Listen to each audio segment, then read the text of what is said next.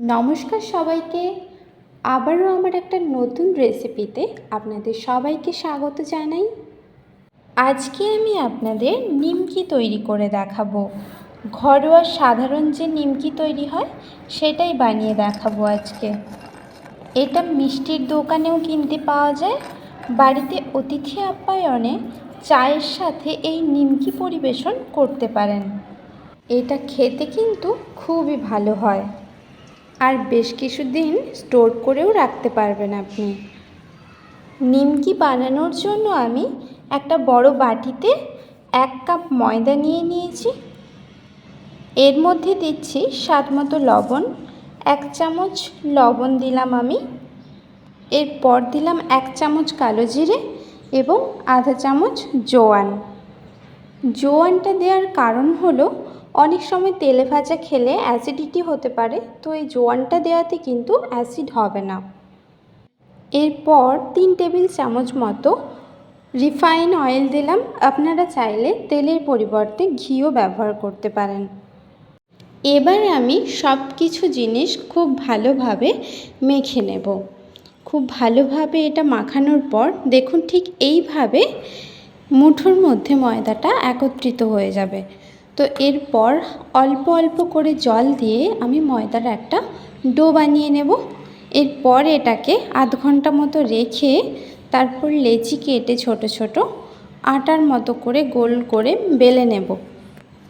বেলে নেওয়ার পর দুবার করে ফোল্ড করে নেব এটাকে। প্রথমে মাঝামাঝি একটা ভাঁজ করে আলতো হাতে একটু চাপ দিয়ে নেব। এরপর আবারও মাঝামাঝি আরেকটা ভাঁজ করে নেব। এইভাবে আমি একটা নিমকি গড়ে নেব। দেখুন ঠিক এই রকম সাইজের নিমকিটা হবে। এইভাবে আমি সবগুলো নিমকি বেলে নেব। দেখুন আমার সবকটা নিমকি কিন্তু বেলা হয়ে গেছে। এবার আমি এটা ভাজার জন্য কড়াইতে বেশ কিছুটা তেল গরম করতে দিয়ে দিয়েছি। তেলটা হালকা গরম হয়ে যাওয়ার পর আমি নিমকিগুলো ছেড়ে দেব এক এক করে। গ্যাসের ফ্লেমটা কিন্তু মিডিয়ামে রেখে নিমকিগুলো ভাজা করবেন, নাহলে নিমকিগুলো দেওয়ার সাথে সাথে কিন্তু পুড়ে যাবে আর ভেতরটা কিন্তু কাঁচা রয়ে যাবে। আমি এখানে নিমকিগুলোকে সুন্দরভাবে মিডিয়াম আঁচে উল্টে পাল্টে ভেজে নিচ্ছি। নিমকিগুলো ভাজা হয়ে গেলে তেলটা ঝরিয়ে তুলে নেব।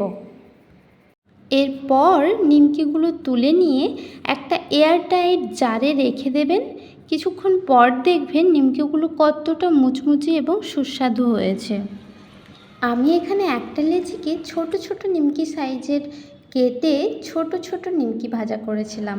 এটাও কিন্তু খেতে খুব ভালো হয়েছিল, আর কতটা মুচমুচে হয়েছিল জাস্ট দেখুন একবার।